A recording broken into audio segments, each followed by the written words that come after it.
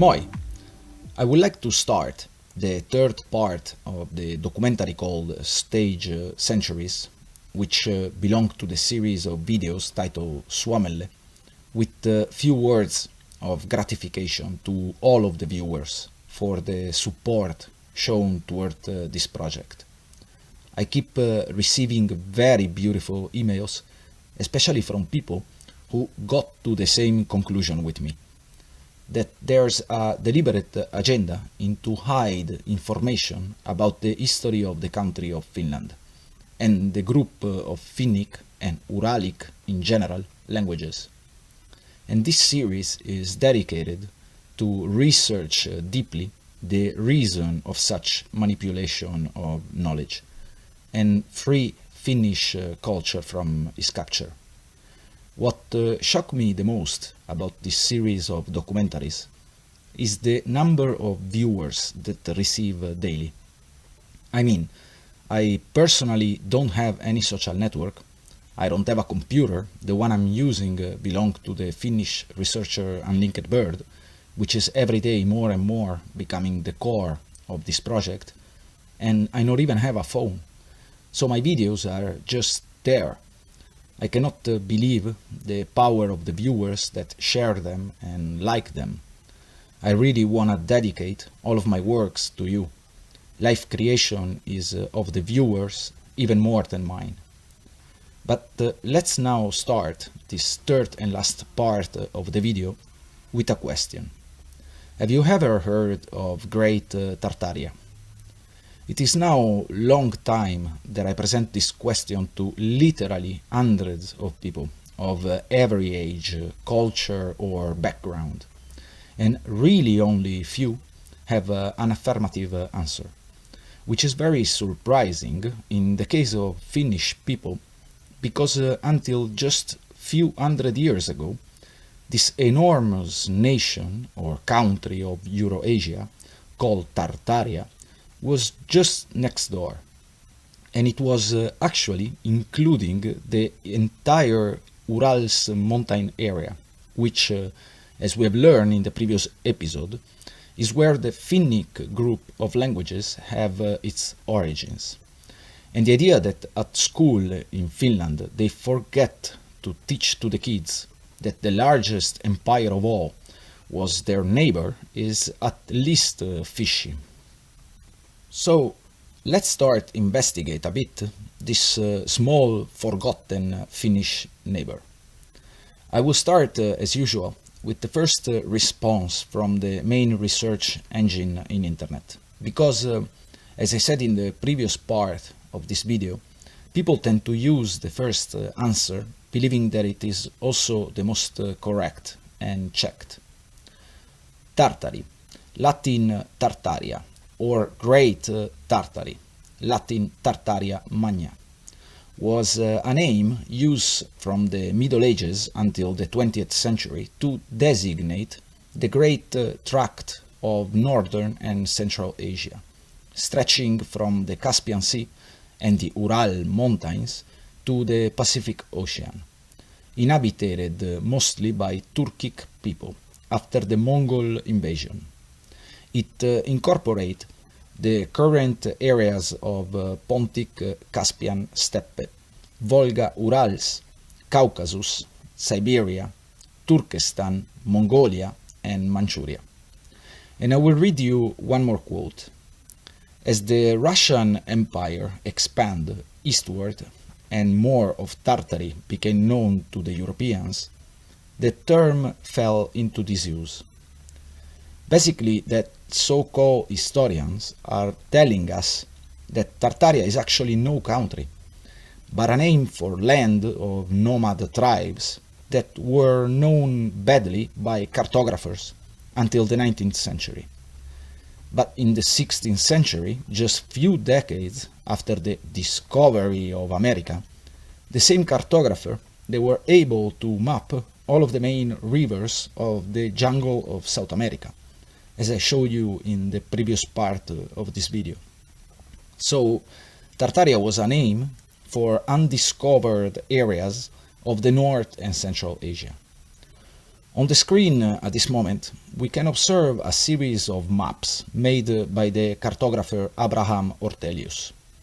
And I will use again his works because I already proved in the previous part that his maps are considered genuine and authentic by all of the historians. And as we can see on this particular work from 1592, Tartaria is actually pretty well mapped and known. There's all the rivers, forests, towns. Actually, to me, Finland, it looks much less discovered than Tartaria. I don't think that is so difficult to see that in the 16th century, those lands were pretty well known to the Western cartographer. But the so-called historians, they just can't realize it.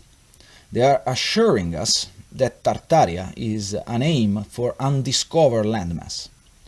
I'm sorry, I hope not to offend anyone, but a person really don't wanna see it to miss it. I will let you enjoy few geographical works from some very respected cartographers of the 16th, 17th, and all the way to the 19th century, representing this enormous nation or country.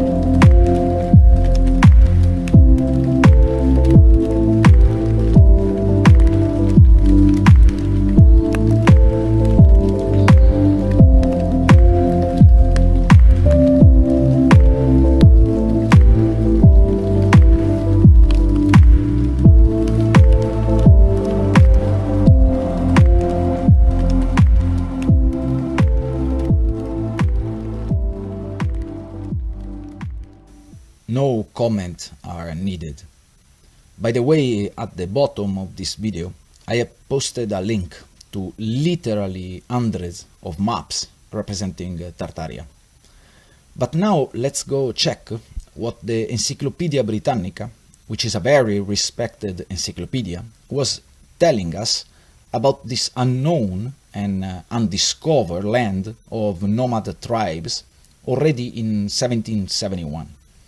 Keeping in mind that today historians are assuring us that Tartaria was not a country and has never been a country, so we don't need to study it at school. On the screen, I will show you that the encyclopedia was even mentioning the various types of Tartars. So, Tartary, a vast country in the northern part of Asia, bounded by Siberia on the north and west.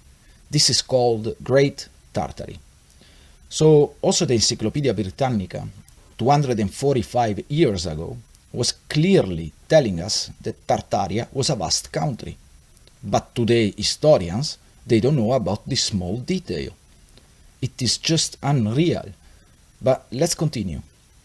The Tartars, who lie south of Muscovy and Siberia, are those of Astrakhan, Circassia and Dagestan, situated northwest of the Caspian Sea. The Uzbek Tartars and Mogus, who lie north of Persia and India. The Kalmuk Tartars, who lie between Siberia and the Caspian Sea. And lastly, those of Tibet, who lie northwest of China. Let's now talk just a bit about the Great Wall of China. At the bottom of this video, I posted a link to the work of the New Earth channel on this topic. Historians and the main research engine in internet, they are assuring us that the construction of the Great Wall of China was an ongoing project that lasts for thousands of years. And its purpose, as we can read on the screen, was to protect the Chinese state and empires against the raids and invasion of the various nomadic groups of the Eurasian steppe. And here they give us the various dates of the construction of the wall, starting with the 7th century BC, then the 2nd century BC, and the most recent part, which date from the 13th till the 17th century. But as we can observe on these images, the wall, to me, look very recent. The erosion on the structure does not match the thousands of years of the supposed construction time.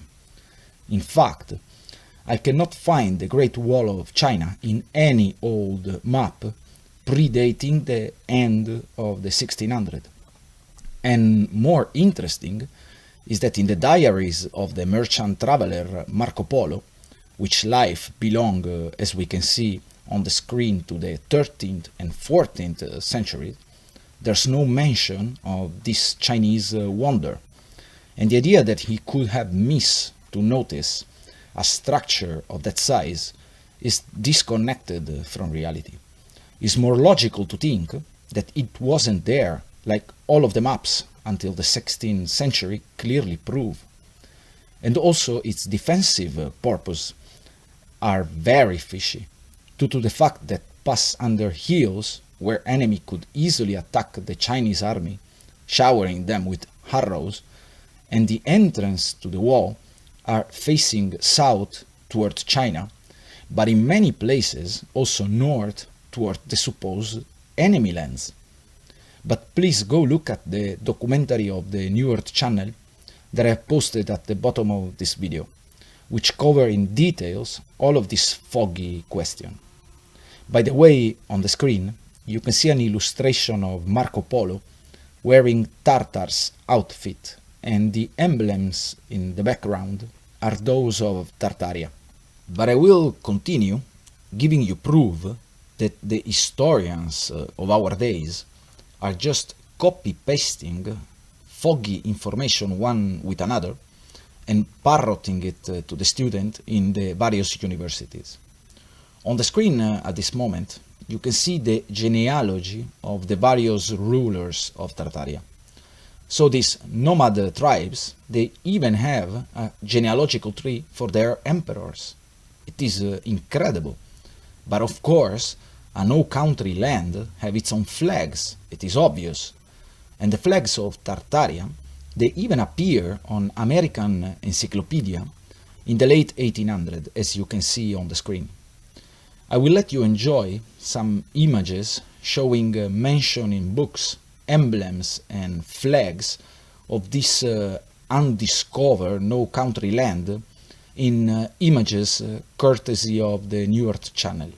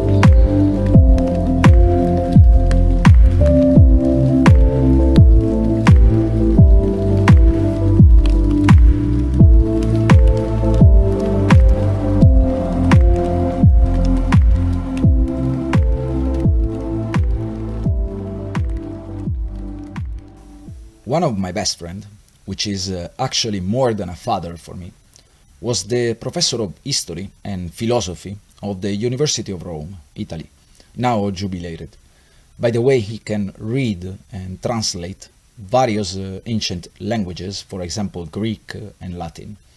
And when we were living together in Africa many years ago, he taught me to go research by myself everything that I'm interested of in life, and not copy-pasting information just because somebody with a big or important name said it.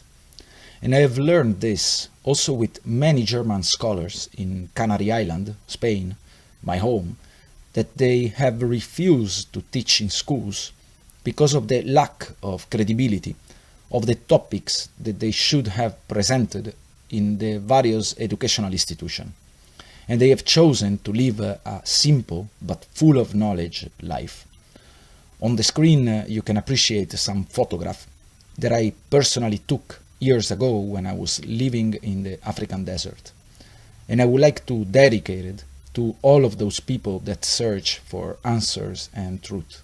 So let's try to understand why this gigantic country or nation was eradicated from our recent history books.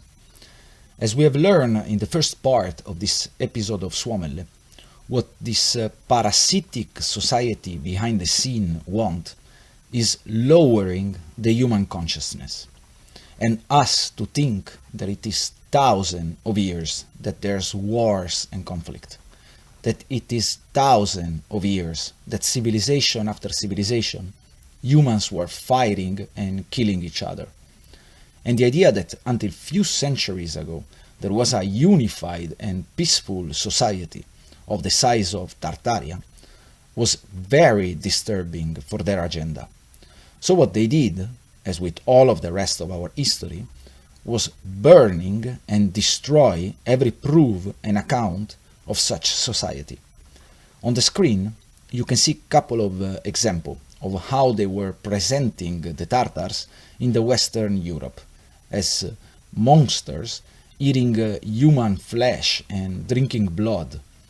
It is very easy with propaganda to twist the mind of entire societies. We are currently experiencing one of the biggest examples of this, but it could not be enough. So let's send again German historians to take care of the critical studies of the Russian history, like in the case of Ludwig von Schlosser, as we have learned in the first part of this video, and as they did with the Finnish and Estonian written language. On the screen at this moment you can see the names of the historians working in Russia in the 18th and 19th century. No comment are needed, they are all from Germany. And in the next two graphics we can see the presence of foreigner in those centuries in charge to write down the Russian history. They are almost 100%. For more detailed proof of what I'm presenting you, please watch the video about Tartaria of the New Earth channel that I will publish right after this chapter of Suomelle. It is just amazing. But please go visit their site megaliths.org and the beautiful New Earth YouTube channel. Again, as I did with the first part of this video, I will add a link at the bottom to the study of Anatoly Fomenko and the New Chronology project. On the screen you can see their compilation of books called History, Fiction or Science. You can order them for free. It is time for humanity to wake up. We have been lied and tricked enough. It is time to find out our true origins and history. As humans, we are very special and important. I hope that this simple series of documentaries that I'm creating, which is really nothing special, just an enormous thank you to the world, can help somebody to understand where to start asking for answers. The next episode will be one of the most interesting to me because of the archaeological topics that I will touch. But as I did with the other chapters, I will leave you on a note of suspense, at not revealing anything else about the next chapter. Thanks for watching and listening. I will end this video with a list of waters that help some of those murky issues to flow toward the truth.